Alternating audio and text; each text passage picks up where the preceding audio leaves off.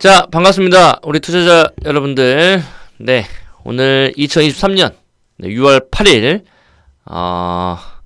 현재 시각은 7시 50분입니다. 제가 지금 녹화하는 시간 7시 50분인데 자, 오늘 장전 모닝 브리핑, 김용환의 모닝 브리핑 진행을 해 보도록 하겠습니다. 이제 제가 어제부터 이 생쇼 채널에 혹은 제 밴드에, 네이버 밴드에 장전에 이렇게 오전에 오늘의 어떤 시장에 대한 전략들과 공략주들 간단하게 올려드리고 있죠. 그래서 요 흐름들, 동영상, 그죠? 이 강의 내용만 보시더라도 오늘 시장을 잘 대응하실 수 있다라고 좀 말씀을 드릴 수 있고요. 제가 뭐 특별한 일이 있지 않는 한은 매일같이 장전에 이렇게 한 10에서 20분 정도 가량의 그 동영상을 올려드리도록 하겠습니다. 그래서 이걸 보시고 투자에 도움이 되셨으면 좋겠고요. 자, 오늘 모닝 브리핑은 나스닥이 지난 간밤에 하락을 했습니다. 나스닥 하락 이 변곡의 시작인가라는 주제로 가지고 또 한번 간단하게 얘기를 해보도록 하겠고요. 지난 어제죠? 어제 우리나라 국내 시장에서의 가장 특징적인 부분들은 이 전기차 종목들에 대한 반등입니다. 이 에코프로의 반등 이 나왔고 과연 다시 전고점을 탈환할 것인가 이런 부분들과 함께 2차전지 관련주들 중에서 제가 탑픽주 하나 또 오늘 말씀을 드릴 겁니다. 그래서 그 종목들을 한번 매매를 해보시고 한번 흐름들을 보고 좀 큰 수익이 내셨으면 좋겠다고 좀 말씀을 드려보도록 하겠습니다. 자, 그럼 이제 오늘 아침에 나온 뉴스를 분석을 한번 좀 해보죠. 어제 미국 증시가 혼조세가 진행됐었는데 다우는 좀 올랐는데 나스닥이 어제 1.8% 정도가량 선물이 빠진 부분들이었고요. 이유가 뭔가 하니까 지금 다시 한번 또 금리 인상에 대한 이슈가 불거지고 있습니다. 호주에 이어서 이 캐나다까지 깜짝 금리 인상을 단행했기 때문에 이번 FOMC 회의에서 연준의 방향성도 동결이라고 생각했습니다만은 패드워치에서도 0.25%포인트에 따른 상승, 그죠? 인상을 지금 또 올라가고 있는 흐름들이죠. 그래서 이 호주와 캐나다의 깜짝 금리 인상으로 인해서 연준도 이 금리 인상하는 거 아니냐라는 어떤 불안감으로 어제 시장이 조금 밀렸던 흐름들이었습니다. 물론 뭐 중국의 어떤 경제 지표나 이런 것들이 안 나온 것도 있겠습니다만은 주된 원인은 바로 이 캐나다의 금리 인상으로 인한 연준의 금리 인상 가능성 이것이 나스닥의 어떤 빅테크주들을 급락으로 이끌었던 하루였지 않나라는 부분들입니다. 그래서 결론만 좀 말씀을 드리면 이번 FOMC 회의에서는 금리는 동결될 가능성이 큽니다. 그러니까 아무리 뭐 호주나 캐나다가 금리를 인상했다 하더라도 미국이 그것 따라서 움직이지는 않을 거고요. 그래서 이번에는 예상과 같이 예상대로 금리는 동결될 가능성이 높고 거기에 대한 이유는 제가 어제 설명을 해드렸었죠. 미국이 지금 현재 그 부채 한도 협상을 합의를 하면서 올해 연말까지 1조 1000억 달러 정도, 우리나라 돈으로 한 1400조 원인가요? 그죠? 1400조 원 정도의 국채를 발행을 하게 됩니다. 그렇기 때문에 당장 그 9월부터 8500억 달러가 지금 미국에서는 정부에서는 필요한 금액이기 때문에 이 국채를 발행하기 위해서는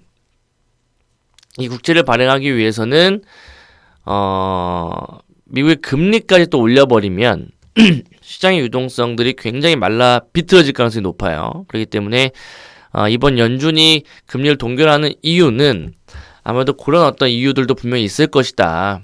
단순하게 물가나 이런 부분들이 지표가 잡혔다라는 어떤 신호보다는 그죠? 그런 이유들이 있다라고 제가 어제 말씀을 드렸고 실질적으로 지금 고용이나 이런 부분들이 아직 잡히고 있지 워낙 뜨거운 어떤 부분들이기 때문에 사실 이 연준 입장에서도 이번에 금리를 동결하는 부분들이 좀 부담스러울 수도 있을 겁니다. 하지만 앞서 말씀드렸던 그런 어떤 시장 유동성 문제들과 이런 부분들이 있기 때문에 사실 이 미국 국채 발행을 하는 부분들이 시장에서 금리를 0.25%포인트를 올릴 만큼의 효과가 있다라고 지금 나오고 있죠. 그래서 아마 그런 부분들 때문에 이번에 6월달은 스킵, 그죠? 인상 인하도 아닌 인상이 아닌 스킵을 한다라고 얘기가 나오고 있습니다. 그래서 이 스킵이라는 것은 말 그대로 그냥 건너뛴다라는 거죠.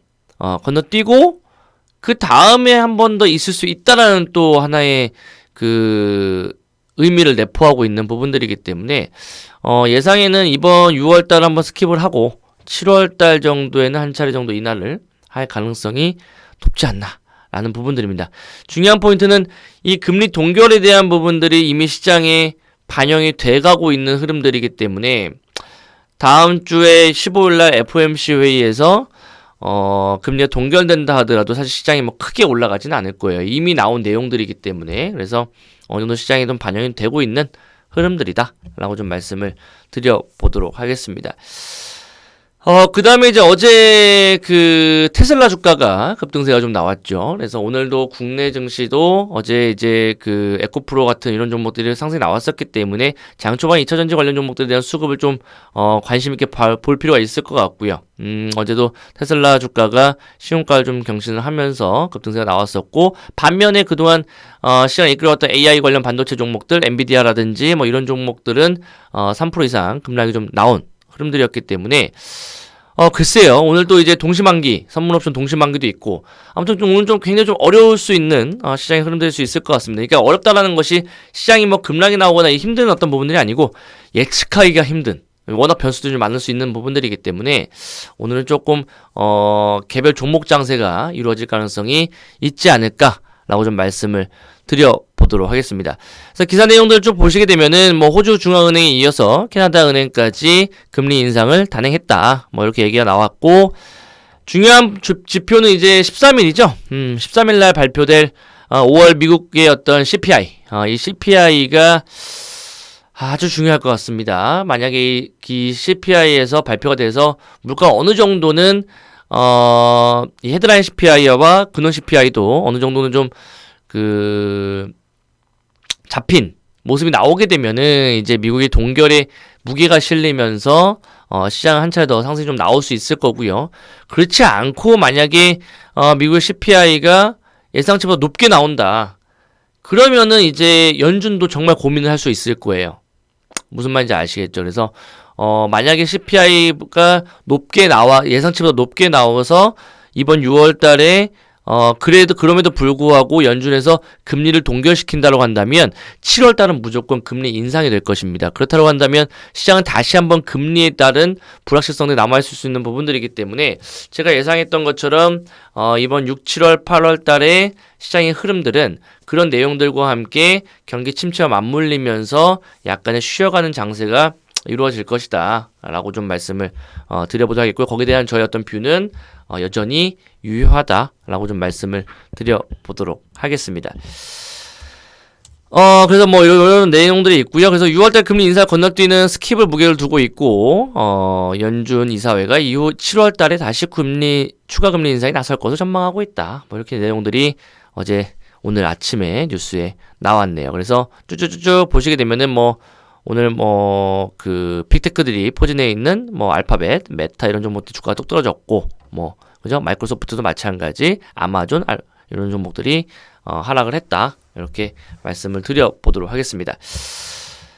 자, 그럼 넘어가서 차트 흐름들을 보시게 되면은 미국 증시의 차트를 한번 보죠. 자, 어제 나스닥 차트입니다. 어제 나스닥 차트인데요. 제가 가장 지수의 지표들을 볼 때 가장 신뢰 있게 보는 게 바로 이 RSI라는 지표였죠. 그래서 이 RSI가 과매수 영역에 들어왔을 때는 시장은 조심해야 된다 라고 좀 말씀을 드렸습니다. 그죠? 과매수 영역에 들어왔을 때는 고점 징후다. 그런데 이제 이 과매수 영역에서 나스닥이 꺾였죠. 그죠? 어제 여기 고점 구간대에서 올라치다가 꺾이면서 이제 지표 RSI와 시그널 지표가 데드 크로스가 나왔습니다. 그렇다고 한다면 최소한 한 번 더 이렇게 좀 조정이 나올 수 있는 그런 자리들이기 때문에 제가 여러분들한테 말씀드렸을 때 시장의 변곡점은 곧 다가온다 라고 좀 말씀을 드렸고 이 변곡에 대한 부분들은 빠르면 우리나라 선물수 동시 만기 오늘이죠. 오늘 이후에 시장에 대한 어떤 방향성이 빠르면 바뀔 수 있고 조금 더 늦는다고 한다면 FOMC 다음 주 목요일이죠. 그죠? 15일 FOMC 미국 FOMC 회의를 끝나고 난 이후에 시장의 어떤 색깔은 많이 바뀔 것이다라고 제가 말씀드렸는데 뭐 한번 보자고요. 네.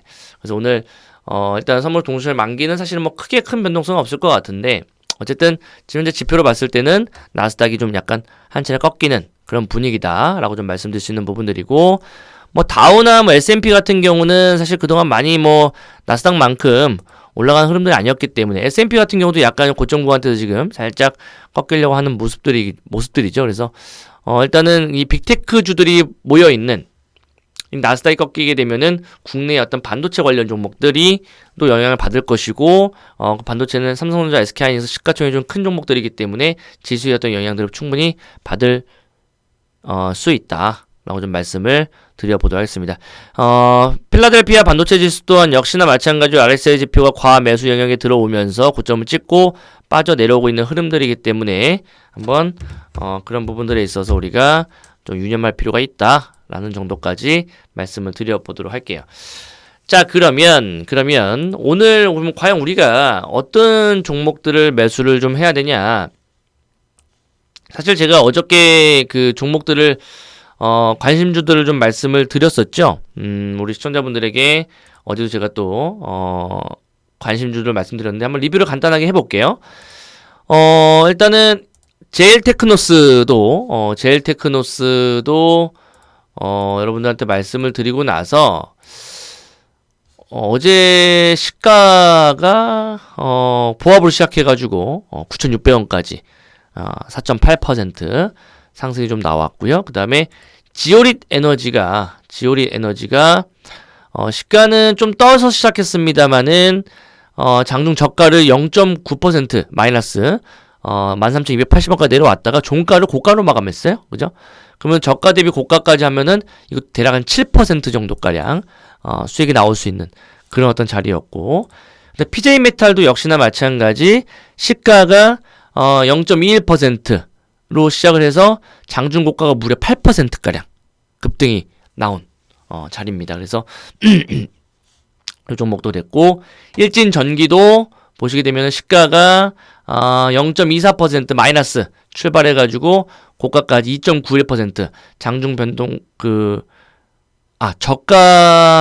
저가로 따지게 되면은 마이너스 1.21% 나왔었고요. 그 다음에 고가까지 2.91이니까는 대략 장중에 변동폭 4% 플러스 정도가 진행이 됐을 겁니다.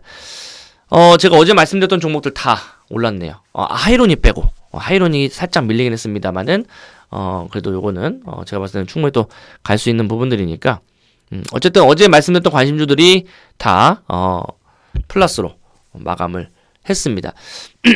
제가 관심주로 말씀드리는 요런 어떤 종목들은 시장의 어떤 주도 섹터 안에서 고르는 종목들도 있을 것이고, 아니면은 이제 제가 저만의 어떤 보는 차트에 입각해서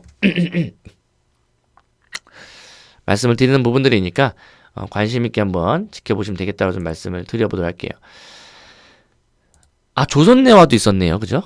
조선내화라는 종목도 어저께 뭐 이런 어떤 패턴. 그러니까 다 지금 한 차례 한번 윗방향을 보려고 하는 그런 자리들이기 때문에 조선내화, 뭐 일진전기, 조선내화나 일진전기 같은 경우 오늘도 한번 바라봐도 되는 종목이라고 판단이 되고, 뭐 PJ메탈도 마찬가지, 지오린 에너지, 제일테크 다 마찬가지네요. 그래서 이렇게 보시면 되겠다. 그럼 오늘 관심주는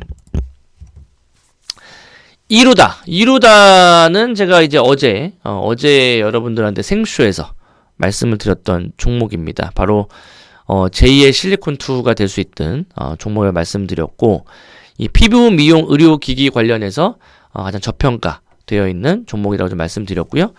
이쪽 섹터에서 가장 대장주가 클래시스인데, 클래시스가 이렇게 지금 진행이 되고 있죠. 그래서 그 클래시스를 따라갈 수 있는 그러니까 지금의 어떤 이루다의 자리는 뭐 대략 요 정도, 클래시스트의 요 정도 된다. 무슨 말인지 아시겠죠? 그래서 요런 자리들이기 때문에 요런 패턴이 나올 수 있다, 이루다가. 그래서 이제 어저께 한번 상승에 대한 출발을 한 종목이니까요.